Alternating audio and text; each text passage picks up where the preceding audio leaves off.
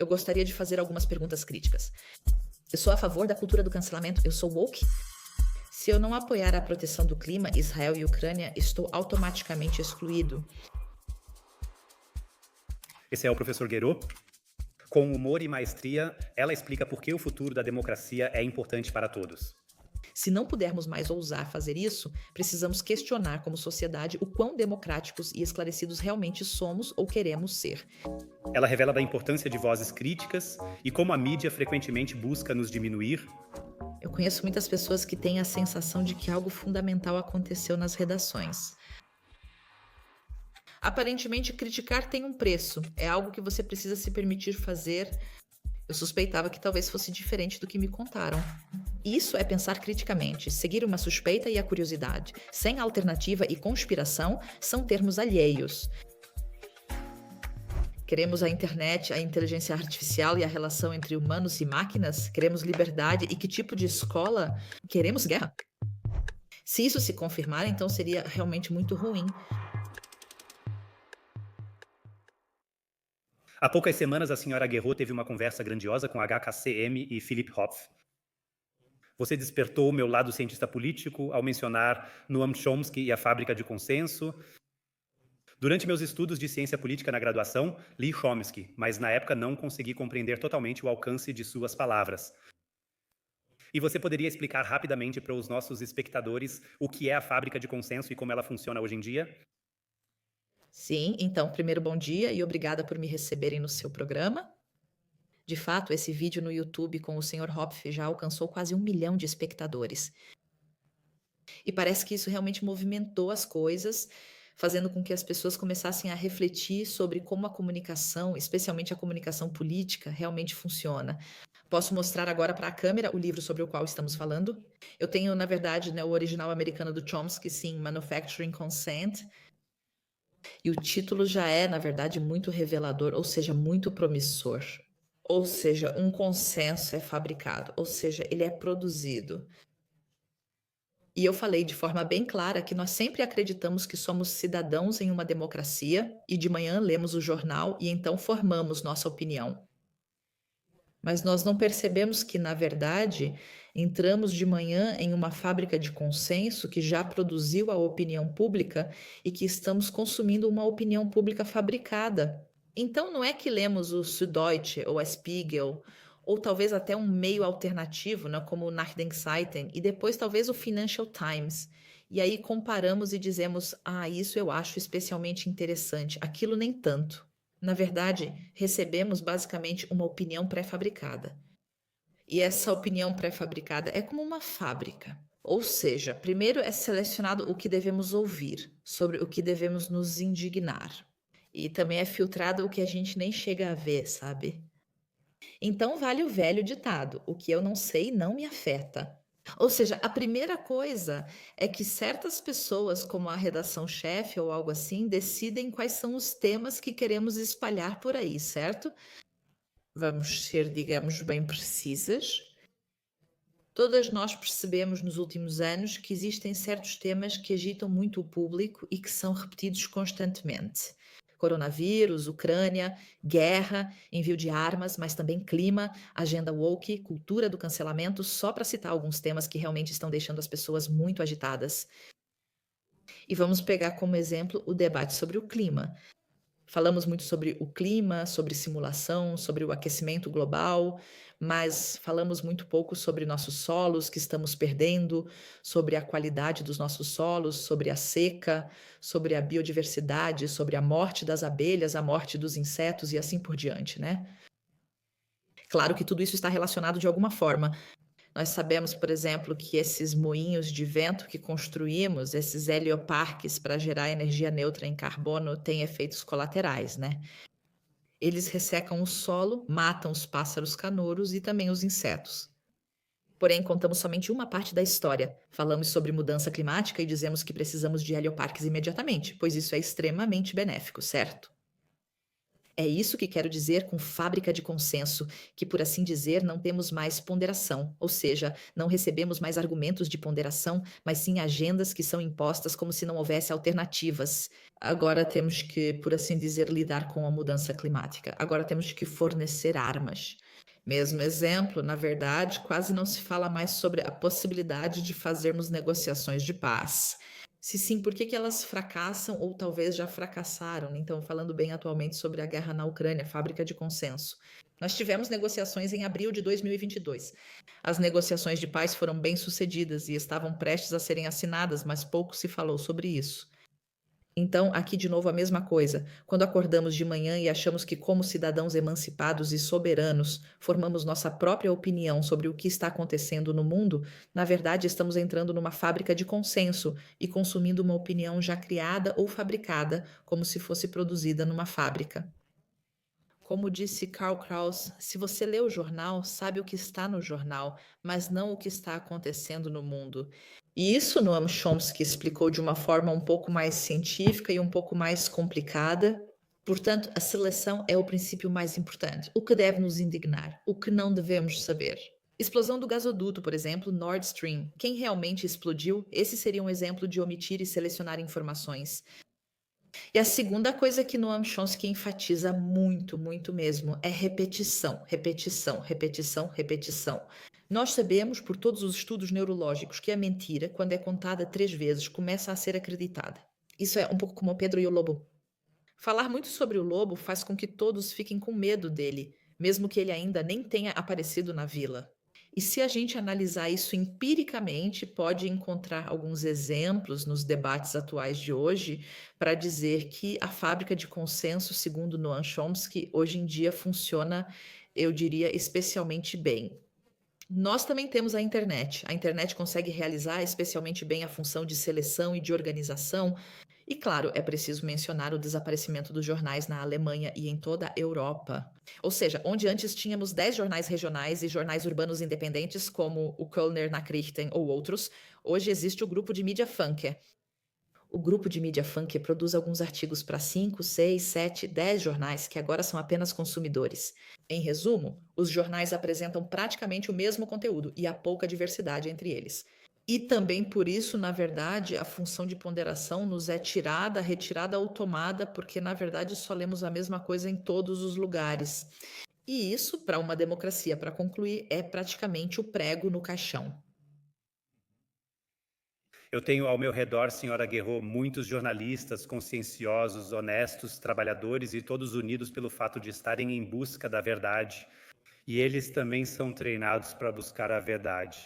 E ainda assim, existem certos temas que o senhor acabou de mencionar: coronavírus, armas, Oriente Médio, Rússia. Parece que só há uma opinião permitida. O senhor acredita que os jornalistas só podem ser críticos em certos temas secundários? Se um jornalista estivesse aqui agora, ele jamais negaria ter permissão para fazer reportagens críticas. Isso vale só para temas secundários ou ele simplesmente não pode ir contra a narrativa existente? Bem, eu sou um pouco mais velha que você e posso dizer que também passei 20, 30 anos animada e percorrendo toda até a imprensa alemã. Estive várias vezes com Annie Will, Maybrit Illner, na Deutschlandfunk e outros. Eu também conheço muitos jornalistas da Zeit, da Deutschlandfunk, da Spiegel, e eu só posso dizer, pela observação da vida nos últimos 20, 30 anos, que existem muitas coisas que a gente sabe cognitivamente, mas outras que a gente compreende porque as vivenciou, entende? O meu conhecimento baseado na experiência vai contra o que você disse. Claro, sempre resta a dúvida se isso pode ser comprovado empiricamente. Vamos usar o exemplo do coronavírus. Eu conheço muitas pessoas, alguns jornalistas, pelo menos um punhado deles, que trabalhavam na Deutschlandfunk ou também nos Deutsches Fernsehen, no Morgen Magazine ou em outras redações, e que durante o período do coronavírus ficaram completamente chocados com tudo o que não se podia mais dizer. E alguns tomaram providências. Elas pediram transferência para o conselho de empresa ou solicitaram uma licença para dar a volta ao mundo, só para tirar um ano de folga, porque não aguentavam mais ficar nas suas redações. E quando você conversa com esses jornalistas, todos dizem claramente que não é mais como antigamente. Sim, realmente não podemos mais discutir de forma crítica, polêmica e controversa. Também podemos voltar à questão da fábrica de consenso com alguns exemplos. Como eu disse, tenho outra amiga na Deutschlandfunk, sim, que também é responsável pelos convidados que são entrevistados lá. E recentemente, Moshe Zuckerman, ou seja, um judeu, estava na Deutschlandfunk dando uma entrevista sobre Gaza, se isso é um genocídio, posição sobre Israel. E depois disso, houve uma enorme quantidade de cartas de ouvintes questionando como podiam permitir que Moshe Zuckerman fosse ao Deutschlandfunk, porque ele, para um judeu ou um israelense, digamos assim, é muito liberal. Sim, e realmente apresentou o ponto de vista palestino. Então, agora a questão é: o que acontece nos meios de comunicação, onde os ouvintes, obviamente, volto a mencionar a palavra fábrica de consenso, já estão acostumados a não sair do corredor do que normalmente ouvem. Precisamos fornecer armas para a Ucrânia, a mudança climática precisa ser resolvida amanhã, Gaza não é genocídio, os israelenses têm direito à autodeterminação, ou seja lá quais forem os limites do debate, que se você, por assim dizer, se desviar 3 centímetros para outra direção, por exemplo, se disser, espera aí, antissemitismo não é antisionismo, vamos diferenciar isso. Então os ouvintes já reagem de forma exaltada e perguntam: como é possível que vocês permitam essa opinião? Ou seja, acho que hoje em dia temos corretivos em 2 níveis. Uma coisa é o que os ouvintes ainda aceitam, e outra é quando eles dizem diretamente: não queremos mais ouvir isso, é uma conspiração. Nós nem queremos mais lidar com isso, nem queremos ter que ouvir, porque aí teríamos que pensar sobre isso. Isso é um fenômeno interessante.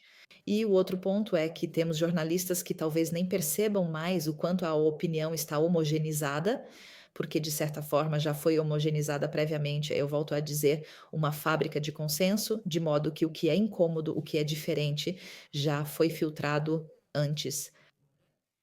E por isso, os jornalistas que, como você disse, todos buscam a verdade e trabalham duro, lendo tudo por 14 horas, nem percebem mais o quanto os espaços de discurso ou as diretrizes já estão estreitos, porque, como eu disse, já foi filtrado antes.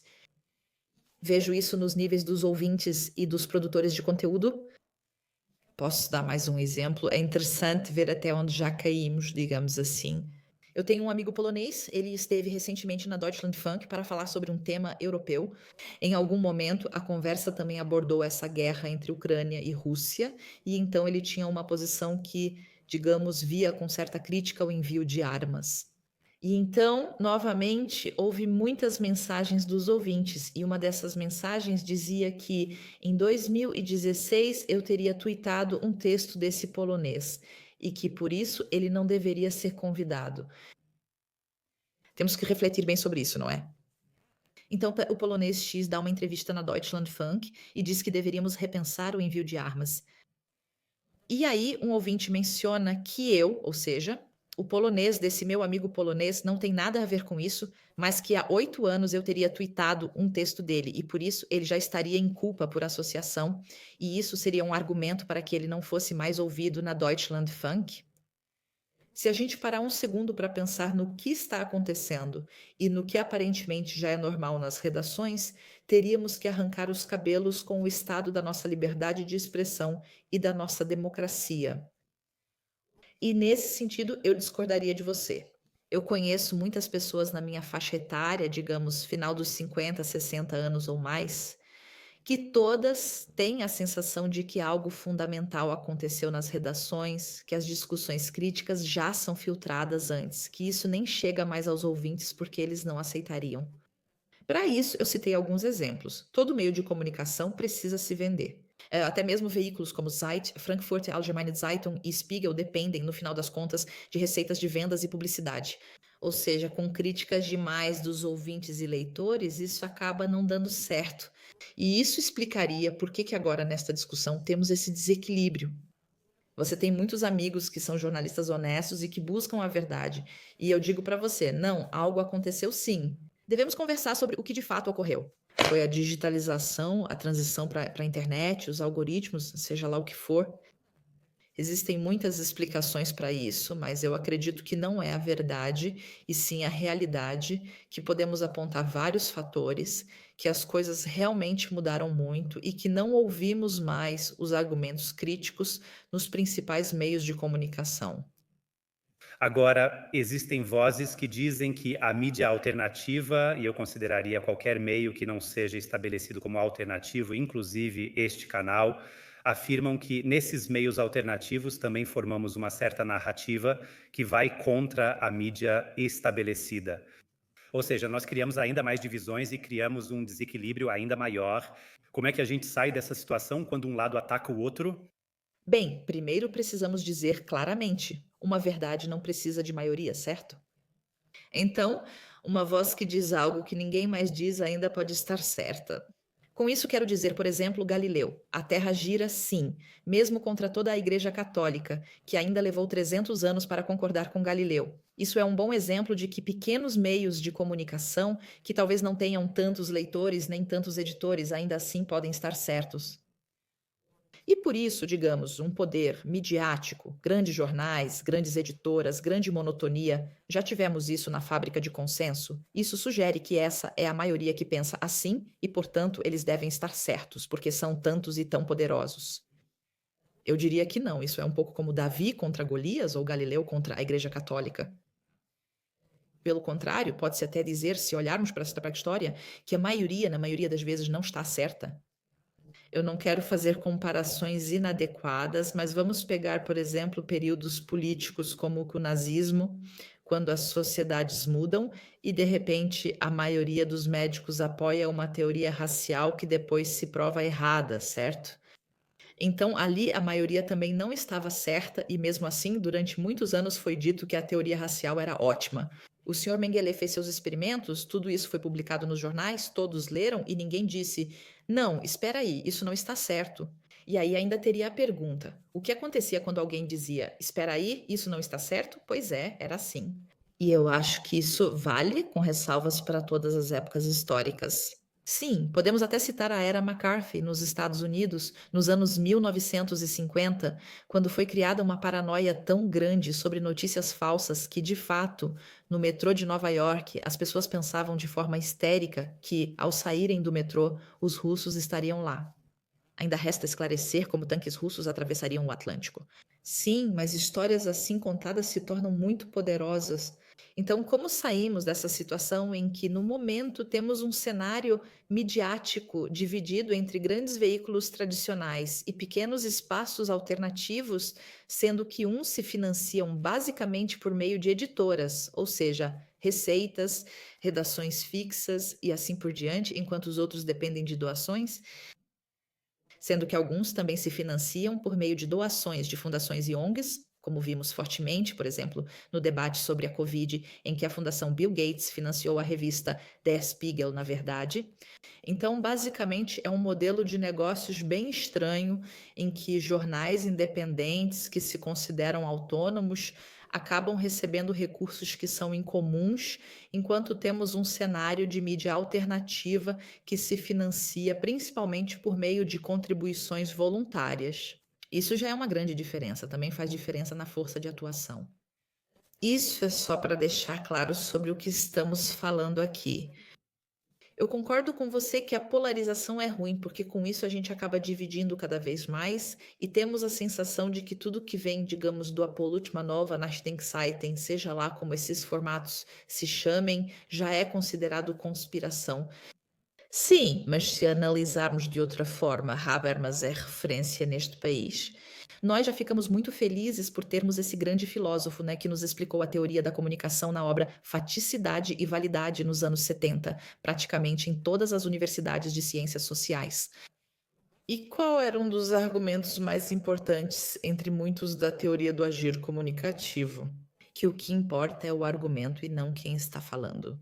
O discurso livre de dominação, que por anos foi praticamente a razão de Estado desta República Federal, afirma que o que sempre importa é o argumento, e este precisa ser refutado.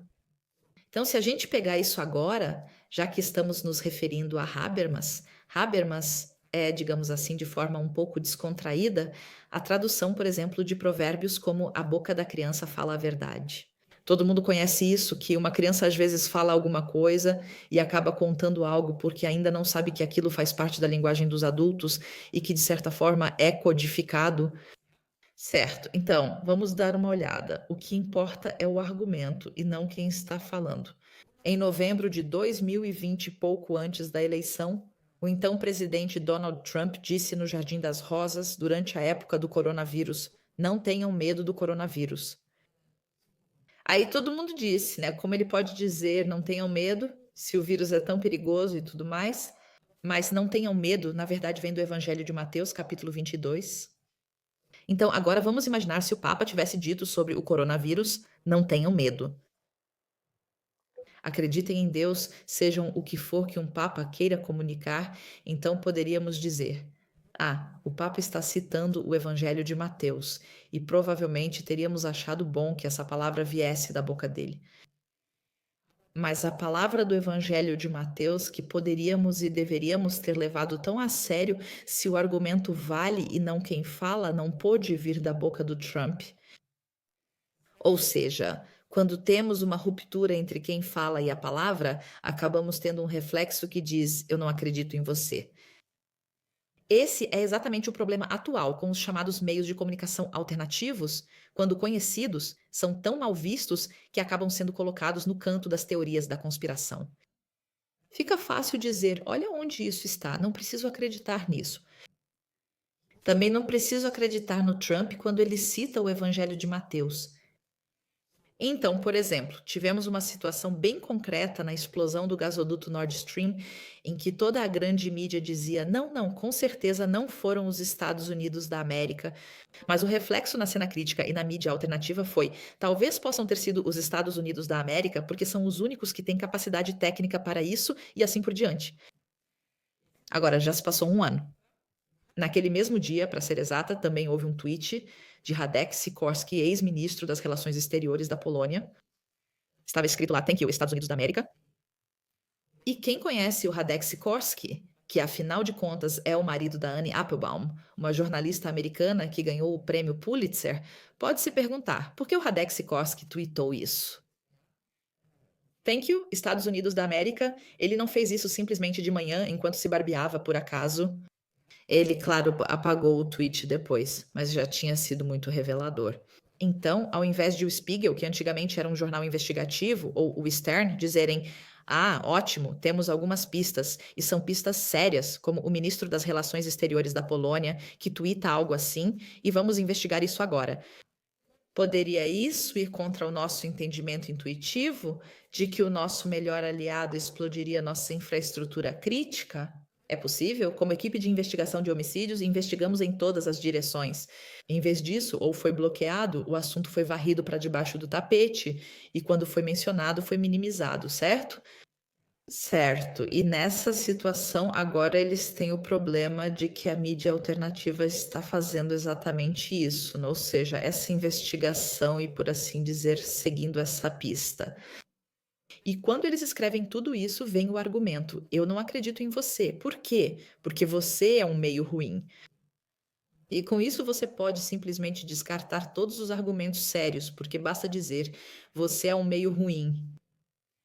E se eu puder acrescentar mais uma frase, eu estive agora, no 1º de setembro, em Munique, nessa manifestação pela paz, onde fiz aquele grande discurso. Depois disso, uma mulher veio até mim, contando sobre escolas da Baviera. Ela é muito ativa em conselhos municipais bávaros.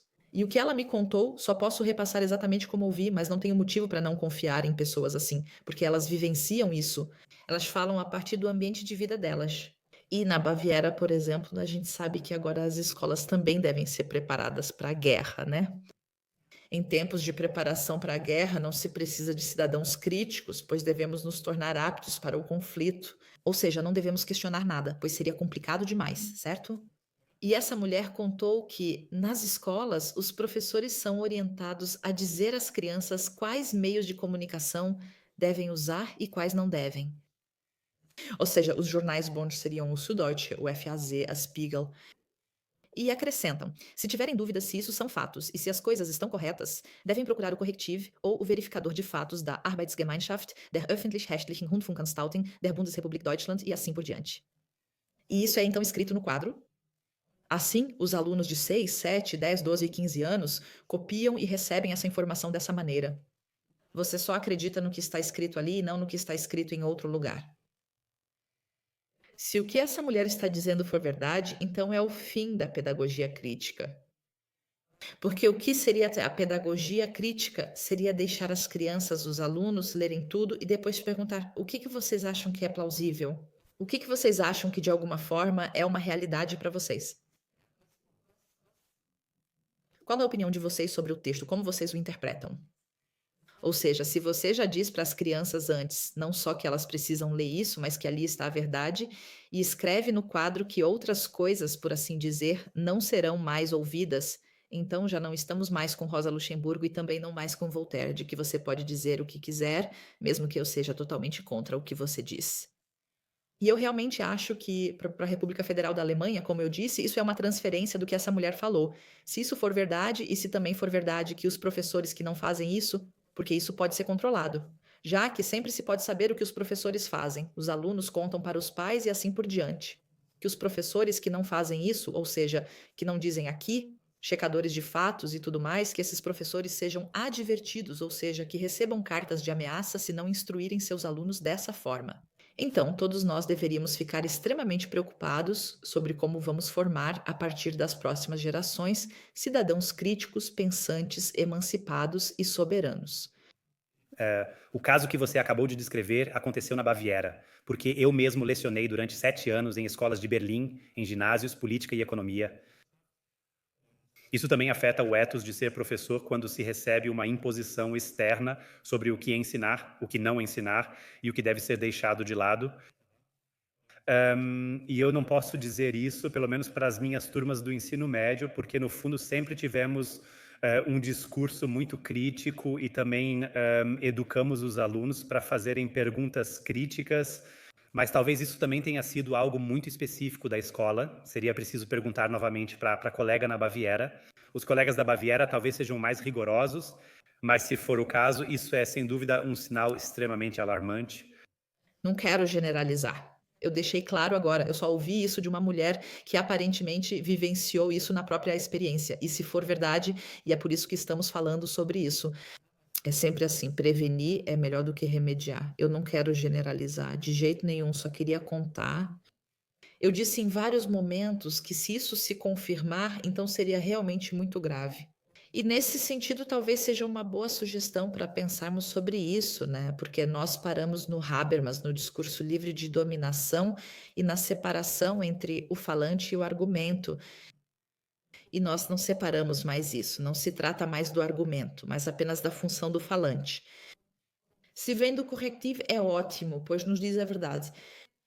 E se não vem do correctivo ou do verificador de fatos, mas sim dos Nachdenkseiten, então é confuso e errado. E se ainda tivermos, por assim dizer, um ambiente em que, de fato, muitos desses meios de comunicação também são mencionados no relatório do Serviço de Proteção à Constituição como mídias problemáticas, o que não faz sentido algum. Não há motivo para listar os Nachdenkseiten como um meio de comunicação problemático. E aí é que o problema realmente começa. Por estar no relatório do Serviço de Proteção à Constituição, as pessoas acabam tendo um argumento para dizer: olha, está escrito lá que esse é um meio ruim. E com isso, as pessoas se esquivam da obrigação de não falar sobre o veículo, mas sim sobre o conteúdo que está publicado no Nachdenkseiten. E é para esse destino fatal que estamos deslizando.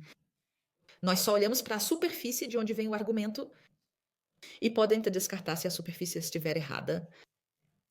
E por outro lado, acreditamos, sei lá, no Spiegel, por exemplo, que durante a pandemia de Covid, não quero dizer que mentiu descaradamente, mas publicou entrevistas com Lauterbach dizendo: vamos ver situações na África como nunca antes.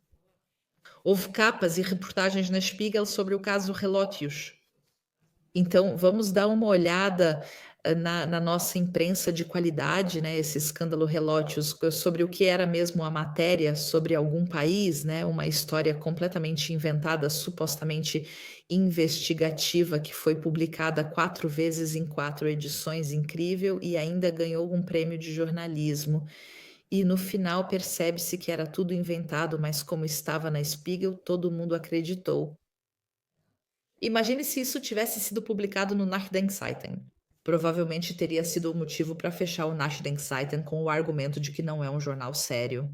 Nada aconteceu com a Spiegel, ninguém fala mais sobre isso, é muito importante que a gente entenda isso. E sim,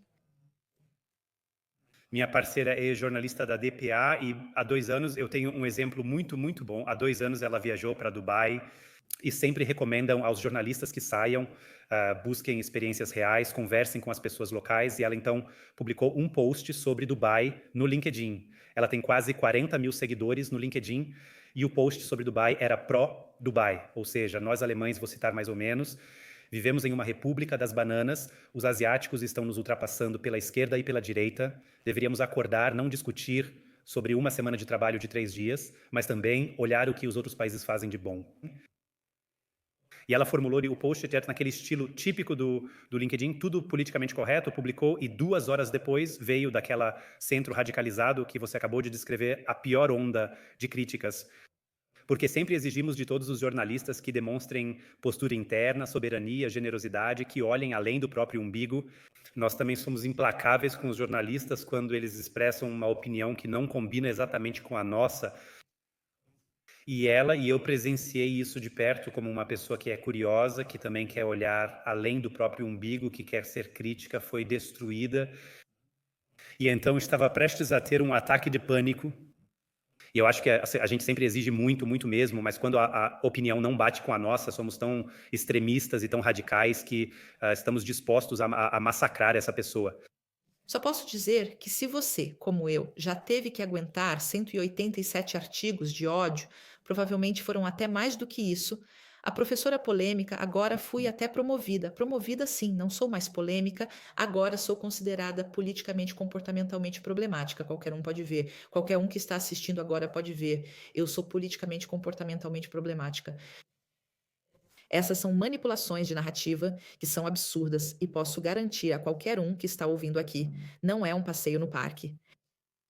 Então, eu realmente demorei muito emocionalmente, psicologicamente para conseguir lidar com isso, mas agora eu consigo.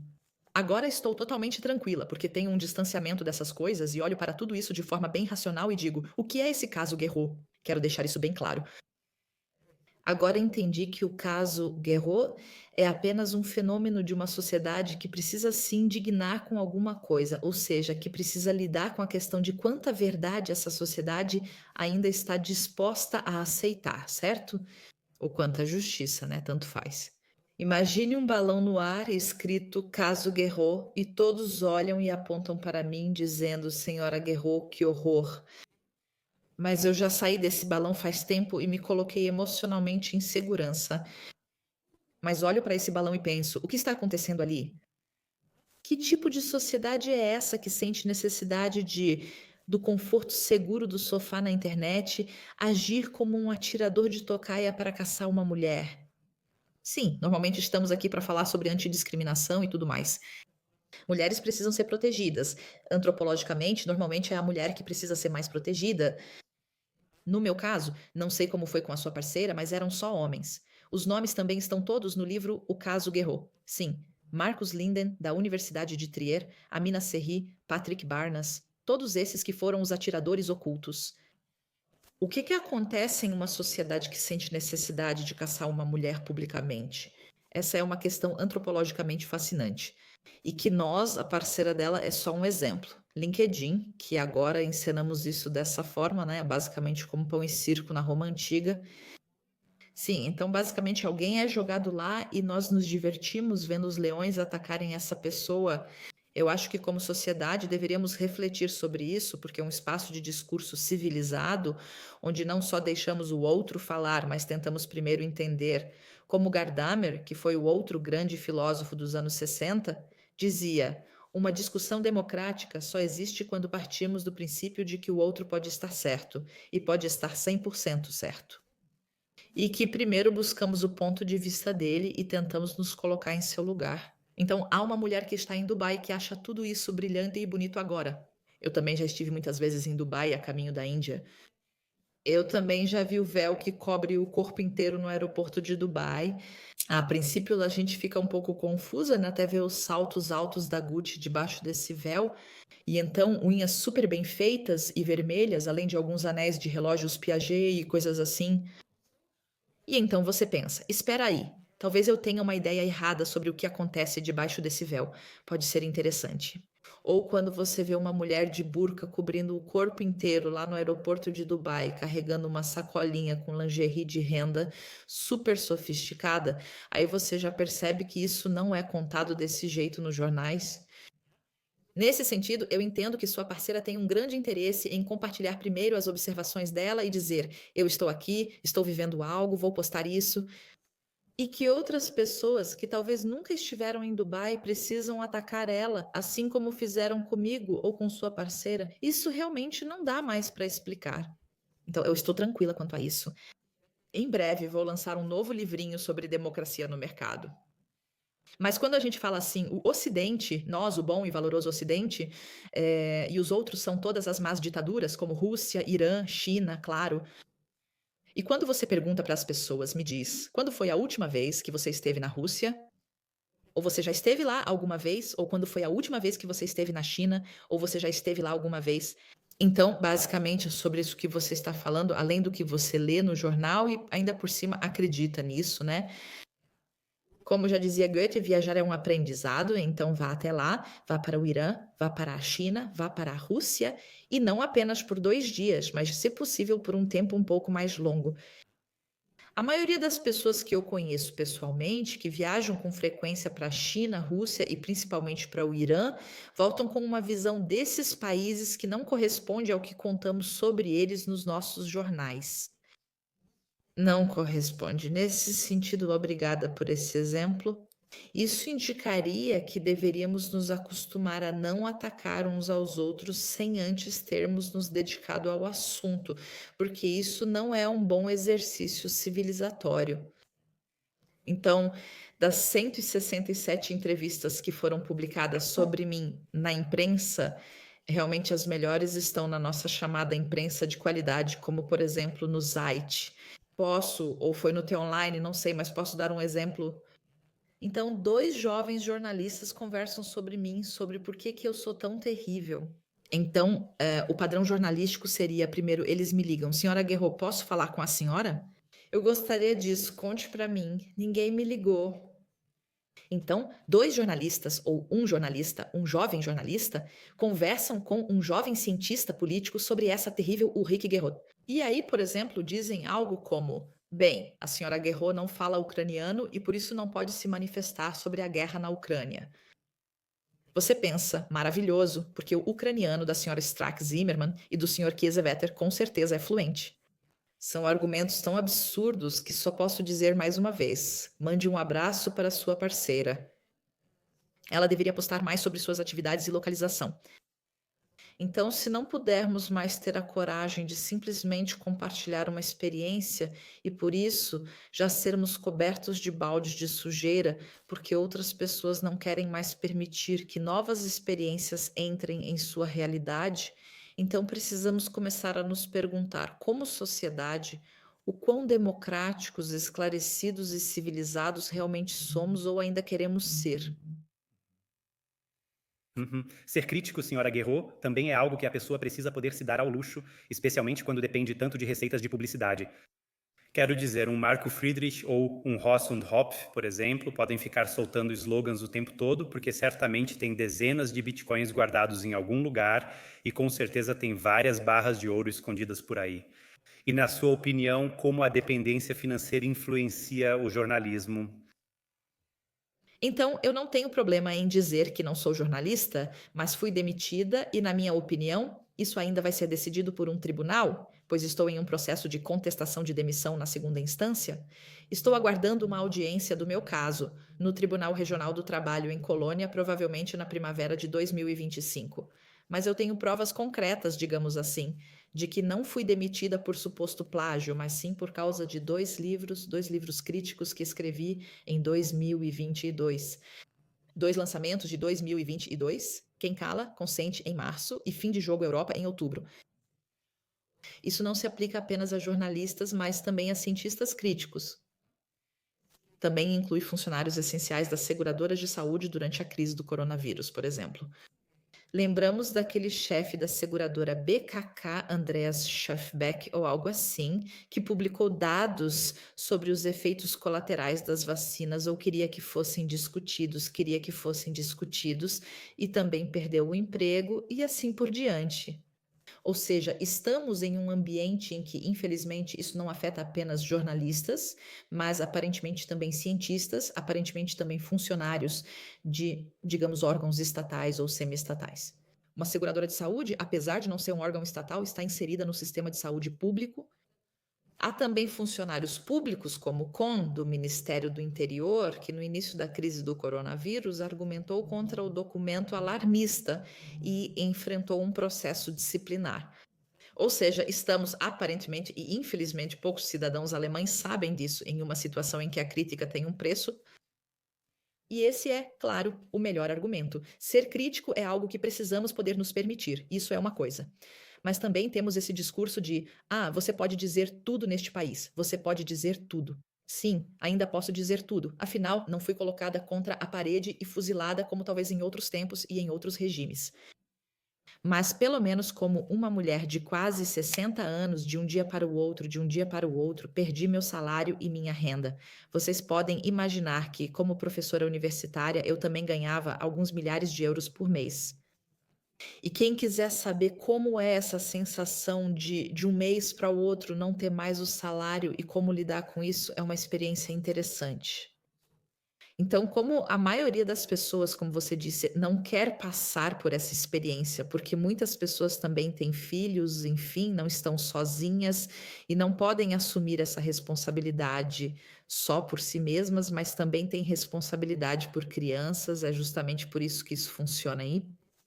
E por isso, né, falando de jornalistas, nós tínhamos uma emissora pública que deveria, financiada por taxas, possibilitar que os jornalistas pudessem e devessem ser críticos, de acordo com sua missão estatal, ou seja, como o quarto poder, questionar criticamente o governo e, mesmo assim, não perderem o emprego por fazerem isso. Essa era a ideia da emissora pública, porque outros formatos, como Set Times ou algo assim, são, claro, mídias livres, mas não são necessariamente formatos de mídia críticos. Então, lá você espera talvez um televendas, mas não necessariamente uma cobertura crítica sobre qualquer coisa, como a crise do coronavírus.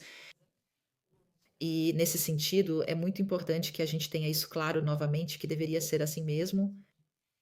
Se a sua suposição ou tese é que isso hoje já não está mais garantido, que até mesmo na radiodifusão pública as pessoas já têm medo de serem punidas por cumprirem seu dever, ou seja, fazer uma cobertura crítica, então já estamos além do que deveria ser aceitável neste país. Eu não sei quem percebeu, mas houve quando foi isso, antes do verão, não lembro exatamente quando, abril, maio, houve um apelo de vários funcionários da radiodifusão pública que justamente chamaram atenção para isso. A radiodifusão pública precisa voltar a cumprir seu papel e nós pagamos os jornalistas para serem críticos e quando eles são, não podem ser, por assim dizer, punidos por isso, ou seja, sancionados. Contudo, há alguns casos notáveis. Por exemplo, Olli Scumbrax, para quem quiser pesquisar, trabalhava na Südwestrundfunk e depois escreveu um texto no Multipolar dizendo: "Eu não aguento mais". Esse texto teve mais de 1 milhão de acessos, qualquer um pode pesquisar isso. E Olli Scumbrax teve que deixar a Südwestrundfunk, digamos assim. Ele preferia não ter feito isso, ele também tem 2 filhos. E nesse sentido, isso não é um passeio no parque, só porque a maioria das pessoas pode ser agarrada por essa questão de sobrevivência. É só por isso que tivemos as distorções que, infelizmente, na minha opinião, tivemos nos últimos anos com a corona e com a questão da Ucrânia. E isso explicaria que o fechamento da fábrica de consenso com a qual começamos essa conversa já aconteceu há muito tempo.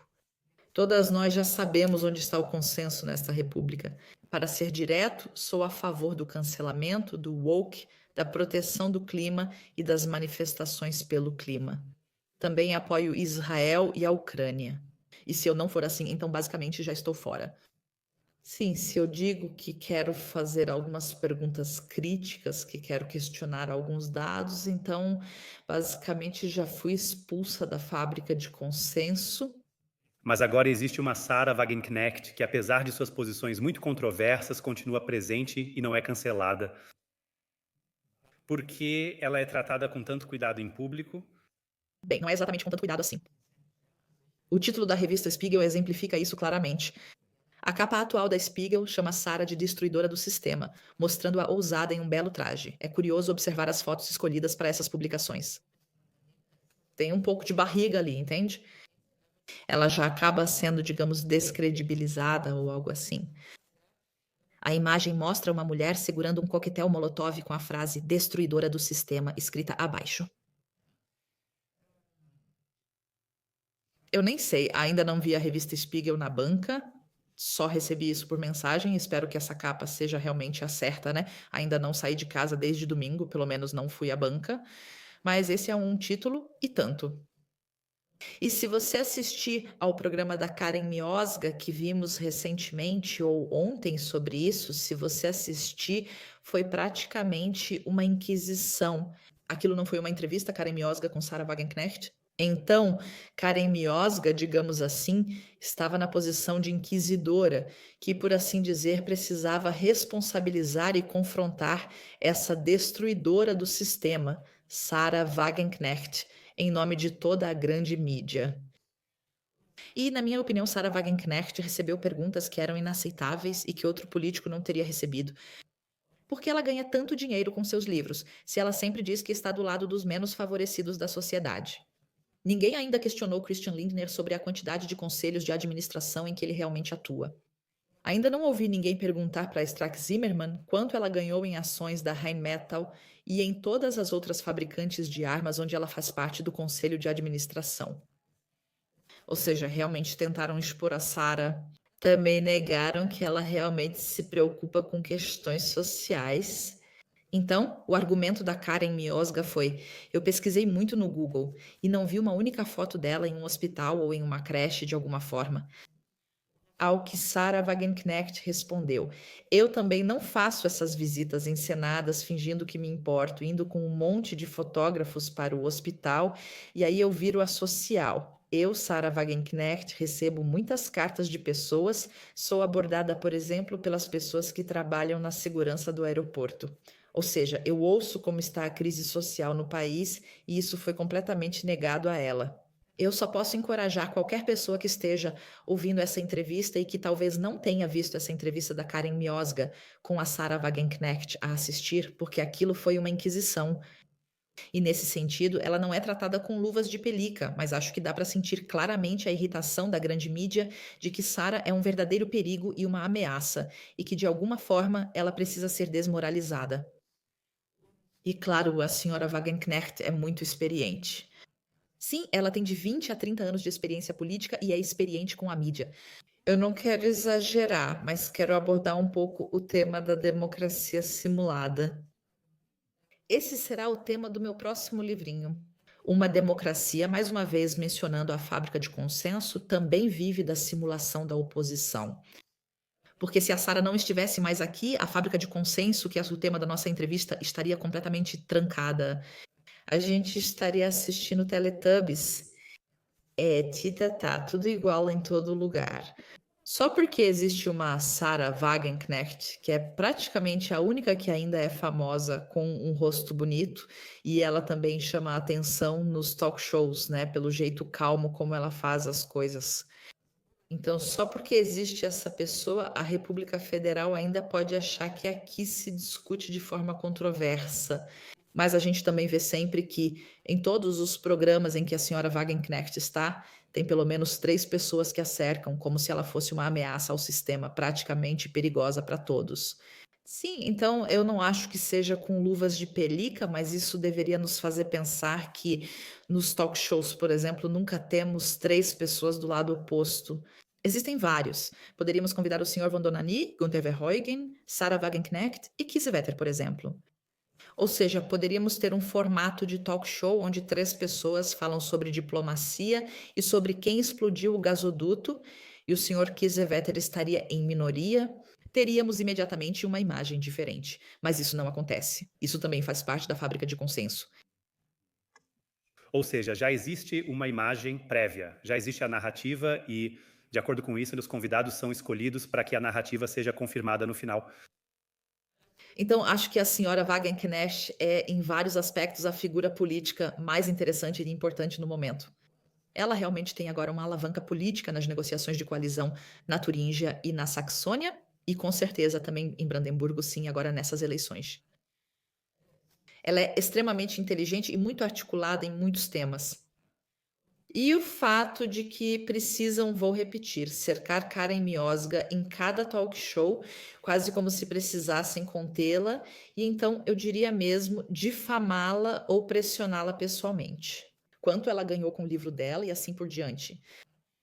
Se fizéssemos isso com todo mundo, eu até concordaria. Mas então, por favor, vamos fazer as perguntas para toda a bancada do Frente Democrática Popular, ou seja lá quem for, para todos os deputados que fazem parte de conselhos fiscais, para que possamos cobrar isso deles também. Isso é, claro, difamatório, excludente, ou seja, ela está sendo colocada em um determinado grupo. E agora, talvez, mais uma vez, a historicização da pessoa dela. Então, vamos observar qual vocabulário ele está sendo usado aí. Então, há um deputado da União Social Cristã que agora tuita: a senhora Wagenknecht é a materialização do pacto Hitler-Stalin. Se não fosse tão idiota, a gente teria que rir alto. Qual a relação entre a candidatura da senhora Wagenknecht em 2024 ou a fundação do partido com o pacto Hitler-Stalin? Isso é absurdo. Ao mesmo tempo, junto com a eleição e o sucesso da aliança Sarah Wagenknecht, ressurgiu aquele vídeo antigo da senhora Wagenknecht logo após a queda do muro, não sei, 1990, 91, algo assim. Lá está uma Sarah Wagenknecht muito jovem, provavelmente apenas perplexa como uma jovem mulher pensando: o que está acontecendo aqui? A República Democrática Alemã está se dissolvendo. E ela se posicionou sobre isso e basicamente falou sobre seu país e sobre o fato de que ela gostava do seu país. Isso tem que ser permitido. Então, por favor, imaginem só: amanhã a República Federal da Alemanha entra em colapso por algum motivo, por qualquer motivo, e 3 dias depois perguntam como se sentiram naquela situação. E aí uma jovem senta e diz: na verdade, eu achei tudo isso muito bom aqui, tive uma infância bonita e tudo mais. Para quem, afinal, querem colocar palavras na boca com essa entrevista? Sim, e aí de repente surgem essas insinuações do tipo: porque ela deu essa entrevista, Sarah Wagenknecht nunca se distanciou das atrocidades de Stalin. Isso é tão absurdo. Então, a verdadeira questão é: de onde vem essa estupidez grotesca dessa cultura de debate, que agora precisamos confrontar a senhora Wagenknecht com as atrocidades de Stalin porque não conseguimos pensar em mais nada? Também podemos inverter e dizer que é um grande sucesso para a senhora Wagenknecht, que agora precisamos atacá-la com esses argumentos extremos, como se não pudéssemos enfrentá-la intelectual, política e programaticamente com o que está no programa do partido dela. Aparentemente não conseguimos, então já precisamos ressuscitar Stalin. Novamente, no programa da Karen Miosga, o argumento do culto à personalidade foi bastante enfatizado. Já existem camisetas e canecas com a imagem da Sarah Wagenknecht. Só posso dizer que o sucesso gera inveja. Sim. Então, o que a senhora Wagenknecht pode fazer se outras pessoas estão imprimindo sua imagem em camisetas ou em canecas de café? Aparentemente, o BSW tentou, por assim dizer, controlar isso agora, para que pelo menos fique mais homogêneo e eles possam ter um pouco mais de controle sobre isso. Ou seja, para que não seja qualquer um fazendo isso de qualquer jeito, mas que pelo menos o BSW possa decidir qual imagem vai em qual caneca. Eu consideraria isso muito sensato, possivelmente todos fariam o mesmo. Se eu visse aqui que várias pessoas estão imprimindo qualquer foto minha nas camisetas, eu provavelmente também tentaria dizer: podemos pelo menos garantir que seja da mesma cor ou a mesma foto. Exato, isso mesmo. E aí acusam a senhora Wagenknecht de culto à personalidade porque não conseguem lidar com o sucesso dela. Exatamente, é aí que está a questão. Sim, a gente não fala sobre o sucesso. Eu acho que se isso tivesse acontecido com a senhora Strack-Zimmermann ou com o senhor Kiesewetter, e agora todos nós tivéssemos camisetas com o senhor Kiesewetter, provavelmente grande parte da mídia tradicional estaria comemorando o fato de que a senhora Strack-Zimmermann e o senhor Kiesewetter são tão bem-sucedidos com seus argumentos que agora, digamos, a principal lobista de armas da República já está estampada em camisetas. Mas aí a gente não falaria de culto à personalidade, provavelmente diríamos que são políticos de sucesso. Então, nesse sentido, as semânticas em torno da senhora Wagenknecht são realmente muito marcantes e indicam mais que a senhora Wagenknecht tem agora um potencial político considerável e que, com todos os meios artísticos e todos os meios da fábrica de consenso, ela não está sendo expulsa dessa fábrica de consenso, mas sim que a fábrica de consenso precisa dela para encenar suas discussões controversas. Olhando para os próximos 3 a 5 anos, há desenvolvimentos positivos que lhe dão esperança, senhora Guerot? Sempre, sempre mesmo. Então, eu sigo basicamente ranjonas. Sonhar, ter esperança, acreditar. Sonhar, ter esperança e acreditar são fundamentais. Eu poderia fazer uma palestra inteira sobre isso, mas é melhor não, pois vocês querem encerrar. Mas o fato de que, como sociedade, deixamos que nos tirassem isso, sonhar, ter esperança e acreditar, e que agora nos reduzimos a uma matriz onde só os dados importam, tantos dados, varíola dos macacos aqui, coronavírus ali. Então, agora tudo se resume a números e narrativas distópicas. Clima, tudo isso basicamente é uma grande narrativa de crise. A pandemia e a próxima pandemia já está a caminho e assim por diante. E tudo é calculado e tudo é uma simulação. E se nós, como cidadãos desta república ou da Europa, fôssemos parte de uma simulação matemática e a inteligência artificial já pudesse calcular que as coisas não vão dar certo com a mudança climática e a varíola dos macacos? Sim, isso mesmo. Eu acho que o mais fatal de tudo, realmente do ponto de vista antropológico, é que a gente se deixa levar, sonhar, esperar, acreditar nesses tipos de discursos. Todos sabem e a neurologia confirma que, no fundo, acreditamos de fato no que pensamos. Nós precisamos de narrativas. Toda a história da humanidade, seja em forma de contos de fadas, que são muito importantes, ou de lendas, como na Grécia Antiga, de qualquer forma, é uma narrativa sobre nós mesmos. Roosevelt, New Deal, Aí Está a Esperança, Utopias, Thomas Moros. E tudo isso não tem mais validade, ou seja, tiramos a magia, a espontaneidade, o misterioso, tiramos tudo isso do discurso, mas acima de tudo que amanhã as coisas podem ser completamente diferentes do que acreditamos hoje. Porque algo pode aparecer de repente, algo que hoje nem sabemos que existe. E deixar que isso nos seja tirado é epistemicamente, ou seja, em termos das nossas estruturas de pensamento, muito problemático.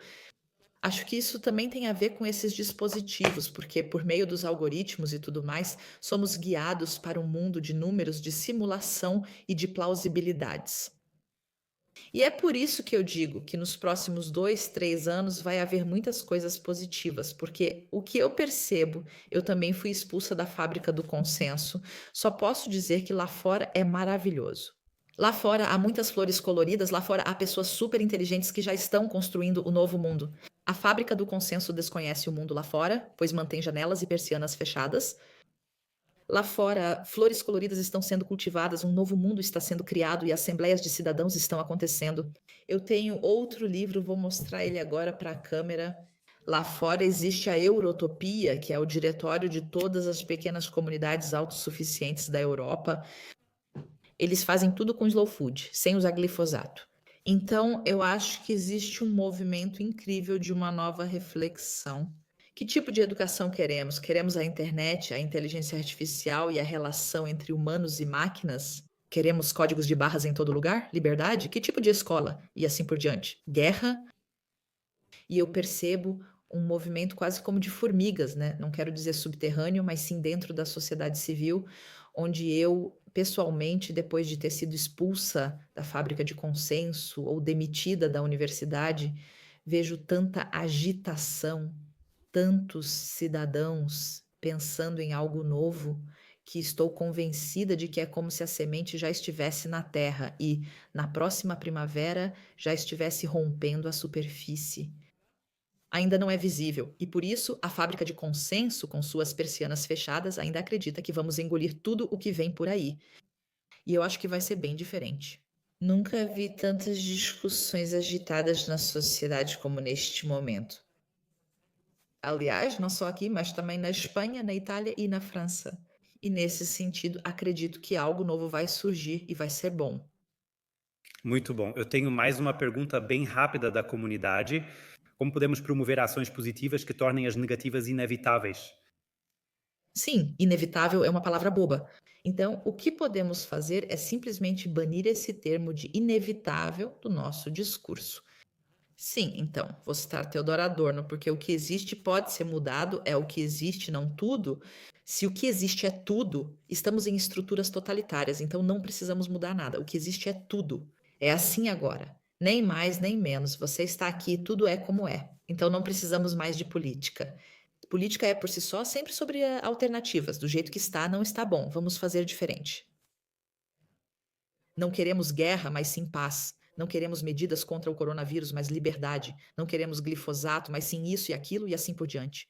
Ou seja, política é sobre alternativas e vamos parar de usar o termo sem alternativa. Assim como vamos parar de falar sobre conspiração, porque conspiração é apenas a perversão do conceito de suposição. Eu teria a suspeita de que talvez seja diferente do que me foi contado. E isso é pensamento crítico, ou seja, seguir a suspeita e seguir a curiosidade. Ou seja, sem alternativa e conspiração são os termos dos outros. Sim, e sim, exatamente. Então vamos parar de falar sobre conspiração e sobre sem alternativa e vamos avançar, não nos desgastando com o que já existe. Isso eu também tive que aprender com muito esforço, sabe? Porque a gente sempre quer convencer os outros e fica ali. É como arranhar uma parede de concreto com um gato, ou sei lá, vamos imaginar uma parede de vidro e a água simplesmente escorre, sabe? Sim, vamos deixar essa parede aí. É realmente um pouco assim, como se diz na Bíblia, quem olha para trás vira a estátua de sal, como a esposa de Ló. E quem segue em frente, então é não olhar para trás. A gente simplesmente constrói o novo. Então, essa também foi a minha decisão pessoal de vida. Já faz quase 2 anos que pedi demissão e agora tenho meu laboratório europeu de democracia. Faço a mesma coisa. Eu ainda cuido da Europa, assim, recebo muito apoio, são muitos convites, novos livros, e quiseram me proibir de pensar. E eu disse: não, não vou deixar que me proíbam. Continuo pensando sobre a Europa como eu faria normalmente também na universidade, e eu não me desgasto mais com a fábrica de consenso. Acho que isso é o mais importante. Construir o novo mundo sem se desgastar com o antigo. Então, vamos ser bem precisas sobre isso. Eu estava na universidade e deveria ter dirigido um centro europeu. O Centro Europeu Centre Ernst Robert Curtius, da Universidade de Bonn, está aberto para pesquisas online. Está até escrito no site que esse centro europeu deve repensar o papel da Europa no mundo do século XXI, para além dos pressupostos paradigmáticos do século XX. Então, eu escrevo o livro Endspiel Europa, no qual repenso tudo isso. Então, eu imagino uma Europa pós-atlântica que se reconcilia com a Rússia. Isso é pensar de forma inovadora.